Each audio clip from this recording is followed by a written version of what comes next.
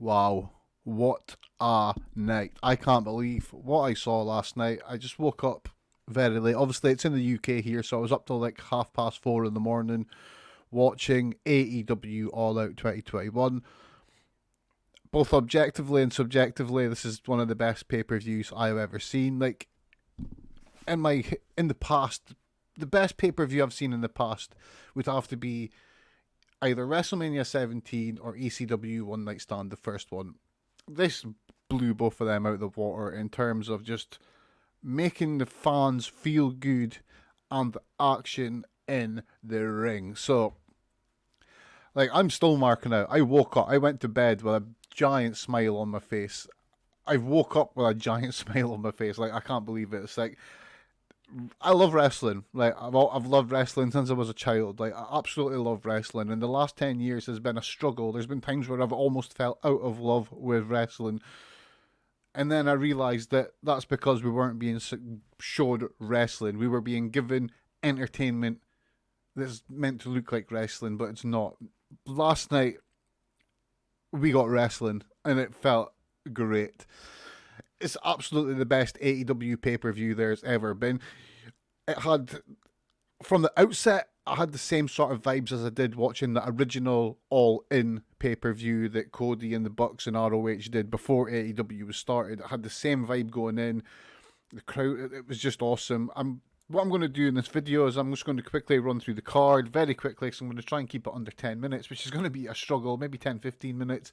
We're just going to talk about the matches and just give me a reaction. I'm going to say something good about them, something not good, or whatever. On the pre-show, we had the Best Friends and Jurassic Express versus the Hardy Family Office. It was a great pre-show match. It went just under 10 minutes. It was a lot of fun. If you were watching that and you hadn't already bought the pay-per-view, there's a good chance you were going to try and find the money to buy the pay-per-view, because you would have seen the crowd, and from the crowd reaction alone, just how hot that crowd was, you would have wanted to be part of that, whether it was in your house or in the arena where it happened. It was just brilliant. So the show itself started with Miro versus Eddie Kingston for the TNT title. I thought this was a brilliant match. I thought it was really, really, really good. I'm not going to give star ratings or anything like that. I'm just going to give you my impression of the match. There was some really clever stuff in it. The reaction that Eddie Kingston got was just amazing. This is a man who's worked at indies all his life. When he came to AEW, there was no real crowds there, so he's never been able to see like how over he actually is to the world, you know what I mean? And last night, he got to see how over he is and how much people actually love him, and it was just brilliant. The match was hard hitting, there were a lot of chops. Miro's chest was purple, it was awesome. Miro got the win at the end with a really, really smart finish. The finish came via a low blow, then a running matchka kick or whatever he calls it now. Looked savage. It looked like it knocked him out legit. Obviously, I've not heard anything like that, so who knows. It went 13 minutes, just over 13 minutes. What an opener. It was a perfect opener. The second match on the card was Jon Moxley versus Satoshi Kojima. This was like a New Japan match. Again, it was really entertaining. The match was hard hitting. If you're not a fan of New Japan matches, or you've not seen a lot of them, you might not have thought this was as good as it could have been. Whereas if you're a fan of New Japan, you would have loved this. It was awesome. There's loads of big strike battles. There's loads of chops. Yeah, boo, yeah, boo. The whole match was based around the story that Kojima had to hit his main right arm clothesline, because obviously that's his move. He was gifted that from Stan Hansen, I believe. I mean, anyone can get it, but he was trained by Stan Hansen in the art of the lariat. He didn't manage to hit the lariat, which means Moxley got the better of him. It was a great match. It went just over 12 minutes. After that match, however, oh my god, Minoru Suzuki debuted in AEW. Now, apparently he's not going to be there for the long term. He's just here for like one match, maybe two. Next week's AEW Dynamite is in Cincinnati. It's the homecoming of Jon Moxley, and this is the match he wanted, apparently. Minoru Suzuki came out. The whole crowd went mental. Like, everyone lost their shit. I was sitting in here losing my shit. The crowd sung the song word by word. It was awesome. He came out. He's a mean-looking mother. And they started fighting. They had a fight in the ring, and then it broke up. It was so good. It was so good. I couldn't believe it. Minoru Suzuki was there. I'm a total mark for him. His style is brilliant. The match between the two of them in Dynamite is going to be something else, especially that it's in John Moxley's hometown. God damn, it was a really, really good moment. That was the first big, awesome moment of the night. Not just an awesome match, but an awesome moment. You know, things for history. Next up, it was Britt Baker, Dr. Britt Baker, DMD, I meant to say, with Jamie Hayter and Rebel up against Chris Statlander for the AEW Women's title. I'm going to say this a lot. This was another great match. This was a total barnstormer. It was one of the best female matches I've seen in AEW. The best women's match I've seen in AEW since the unsanctioned match between Thunder Rosa and Britt Baker. Britt Baker got the end just after some amazing stuff. There's not really much more I can say. You've got to watch this match. Absolutely good. It didn't go too long. It only went just over 10 minutes, which I liked. It was short. It was sharp. It was hard hitting, and the wrestling in it was just brilliant. Like in every match that happened last night, there was not a beat missed. Like, there was rarely a mistake made. The only match that there was some funny stuff happened in, some like botchy sort of stuff happened, was in the Battle Royal. But we're going to talk about that. It's a Battle Royal. That's what's meant to happen in Battle Royals. Battle Royals are always a crapshoot at best. So, god damn, like, Britt Baker versus Chris Statlander, amazing match. Britt got the win with the lockjaw, and that was that. Next up on the card, Lucha Brothers versus the Young Bucks for the AEW World Tag Team Championships. This was in a cage. This was in the AEW cage, which is really high. This, hands down, without a shadow of a doubt, this is the best cage match I have ever seen in my life. And I've literally seen hundreds of them. I've seen hundreds of cage matches. I've seen ones in person. I've seen them on TV. I've seen them at all different wrestling promotions. This is the best one. There is no way in hell, again, both objectively and subjectively, that you can find a better cage match than this. Like, seriously. It had everything. What I liked about it, they didn't have, like, the cage was really high up, and obviously in other cage matches, people go to the top of the cage and do moves off it, do big flips and stuff. They didn't do that. There was one spot from the top of the cage. They teased people going up a few times, and then at the end of the day, Phoenix went up and hit a splash onto the Bucks off it. Oh, there was so much stuff in this match. Ray Phoenix, oh my god, like, what I'm going to say is my favourite Ray Phoenix spot from the match. I can't remember if he had a hold of one of the Bucks, right? And he did a springboard, jumped onto the rope, springboarded onto the rope, then like run on the cage, Matrix style, and bounced off the cage like horizontal and came off in an arm drag. It was mind blowing. Like, Ray Phoenix was just amazing in it. During the match, both Lucha Brothers had their masks ripped right open. There was, like, everyone was bleeding. Well, I don't think everyone was bleeding. It was Penta and Nick Jackson were caught open. Penta was bleeding a lot under the mask. He was covered in blood. Ray Phoenix was that. And I mean, they do that a lot in Lucha Libre. It's like the heels will rip the masks off, and it's like, oh, they nearly ripped the masks off. It works, and it really worked in this match. It just adds more drama. My favorite, well, I mean, there was some awesome bits with the Bucks. My favourite bit was when they pulled out, what's his name on the outside? Brandon Cutler had a bag and he managed to throw it into the cage. It took out a sneaker, a trainer, whatever you want to call it, whatever country you're in. And the soul was just all thumbtacks. And Nick Jackson puts it on. And that was brutal. I thought that was a nice touch. But at the end of the day, they tried to use this weapon, and it failed. And the Lucha Brothers ended up winning the AEW World Tag Team titles. It was an awesome moment. There was a really nice organic moment at the end. Penta, I think it was his children and his wife, like they were all. He was like, "Come on," and like you could see that the referees and like the producers were trying to get him like, "No, we need to move on." But he had to give his kids a cuddle and his wife a cuddle. They were all in tears. There was a lot of tears from Penta and Phoenix. Such a good moment. But yeah, we've got new AEW World Tag Team titles in the Lucha Brothers. Next up was the 21-woman Casino Battle Royal. I'm not going to read through the list of everyone that was in it. There was a lot. It was obviously there's 21 women in it. There's 4 teams of 5 that represent the different suits of a card, and then the Joker. All we need to know is the Joker. It was Ruby Soho, formerly known as Ruby Riott. She made her debut to AEW. It was a battle royal, right? I'm going to, like, if you're the sort of person that wants to find flaws in matches or in an event, go nuts with this one, because it's a battle royal. That's what they're there for. Battle royals are always messy.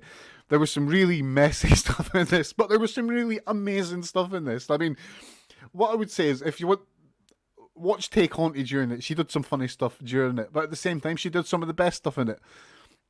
These are battle royals, as I said already. They're a crapshoot.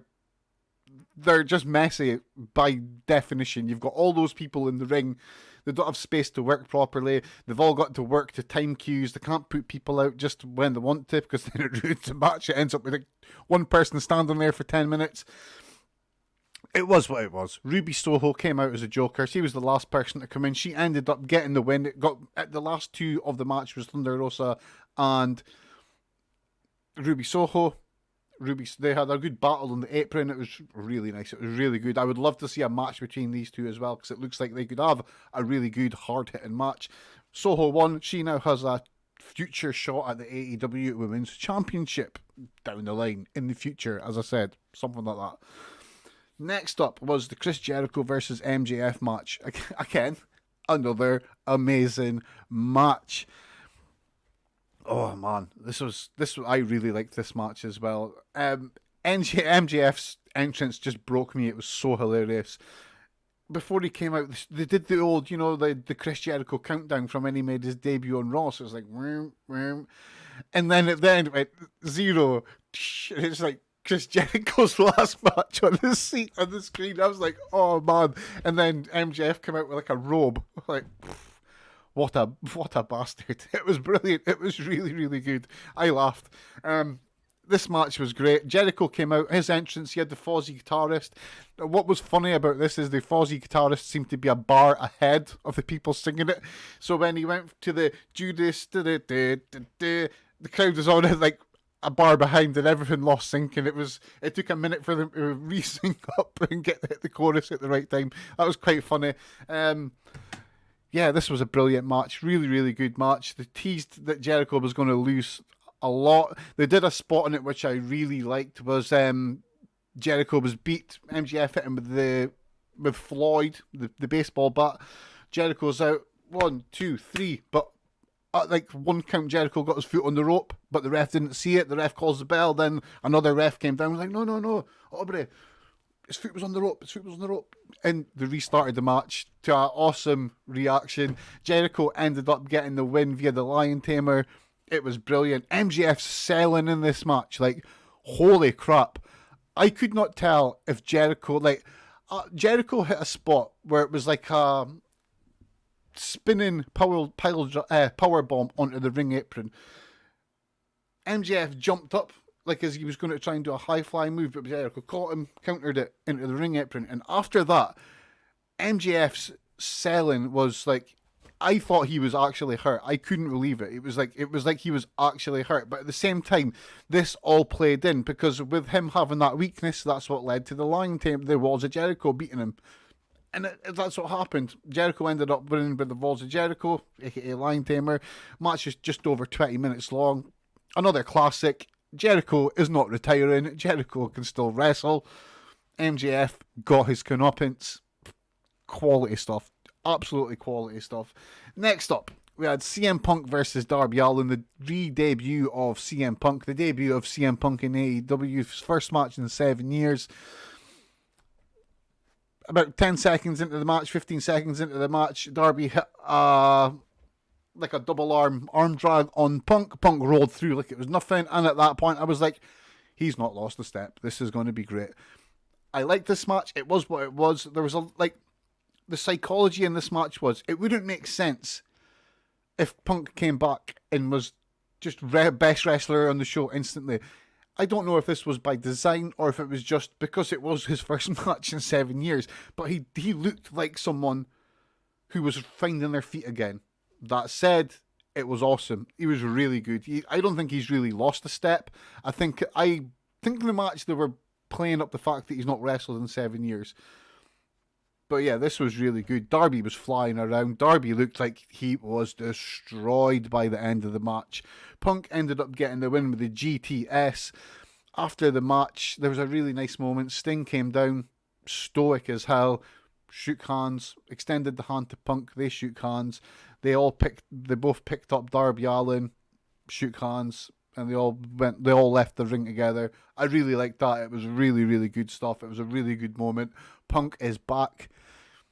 Punk's reaction at the end of the match, he was swearing a lot. He just kept going around like that. 7 effing years. 7 years. He's stoked. You can see that the fire has been relit under Punk, and he is back. And I'm looking forward to see what happens, because I would imagine that down the line, he's going to have to build up the wins and he's going to go for the AEW title. But we're going to get to the fact that there's a lot of competition for the AEW title now. Things are getting interesting in AEW. Next up, Paul White, the Big Show, the former Big Show, beat QT Marshall in 3 minutes. It was exactly what you would expect. It was 3 minutes. Big Show punched people, chopped people, bang, bang. It was great. I felt a bit bad for QT Marshall during the corner chop spot because everyone was going, one more time. And Paul White was like, okay, yeah. Poor QT. Poor QT. It was what it was. It did the job fine. It was just a little match to take everyone down a bit before the main event. And the main event, Kenny Omega with Don Callis versus Christian Cage. Going into this, I was like, okay, so I didn't think this would be the last match on the card. Going into the match, you could tell the crowd were tired. They were starting to tire because obviously, this has been one hell of a show. That said, whilst the crowd started kind of a little bit tired, by the end of it, they were fully into this match. This match exceeded my exceeded my expectations. It was just brilliant. It was absolutely brilliant. There was I'm just going to skip to the finish because we're running out of time. There was a table spot in the match which really looked like it actually hurt Christian. There was a big red bit. They went through the table from the ring. Christian speared Kenny Omega through the table from the ring apron. But the way the table broke, the leg popped up through the table like that and hit Christian in the bit. I was like, my God, there's blood in his mouth and everything from there. But they kept going. It was a bloody good match. Kenny Omega got the win with an avalanche one-winged angel from the second rope. I could not believe what I was seeing. I thought they were just going to tease it. I thought they'd already teased Omega had teased a one-winged angel onto Christian from the ring apron, which the countered. I was like, man, God, this is going to be insane if they do something like this. But he actually hit it, one-winged angel from the second rope. I could not believe it. Obviously, one-winged angel, there's only one man in the world that has ever kicked out of the one-winged angel, and that is Kota Ibushi. And if there's one thing Christian is not, it is Kota Ibushi. And I don't mean that in a bad way, they're just different people. Kenny Omega retained his championship. That was an absolute brilliant match, 20 minutes long, just over 20 minutes. And the big story of the night came after it. So after the match, Kenny Omega's cutting a promo. He's like, there's not a person alive or dead that can beat me. Adam Cole makes his debut. I was like, yeah. As soon as Adam Cole came out at the end, I was like, okay, he's gonna join the Elite, and then Brian Danielson, aka Daniel Bryan, is going to come out. That's exactly what happened. Adam Cole comes out. He's gets in the ring. The Elite are all like, whoa, what's happening here? Because obviously the kill. In being the Elite, there's a funny story in being the Elite. The Elite killed Adam Cole with poison, so they're kind of surprised that he's back to life, which is kind of funny. You should watch Being the Elite, the old ones. It is quite funny. But yeah, Adam Cole comes out, stares off, and he's like, haha, psych, I'm back. And gets kisses from the Bucks. It's brilliant. And they start beating up on Christian again, and then the Flight of the Valkyries plays. Bryan Danielson makes his debut for AEW. The place lost its collective shizzle. This crowd was going mental. There's yes, AEW, AEW. It was just amazing. Clears the ring. I have never seen a crowd so happy at the end of an event. Like, at the end of the event, the whole building was chanting AEW. I had like a literal tear in my eye watching this. I don't think I've ever been this happy watching a wrestling event since AEW One Night Stand. Like, in the past, I've said this before, AEW One Night Stand was my favourite pay-per-view of all time. This exceeded it. So, I've run that down as quick as possible.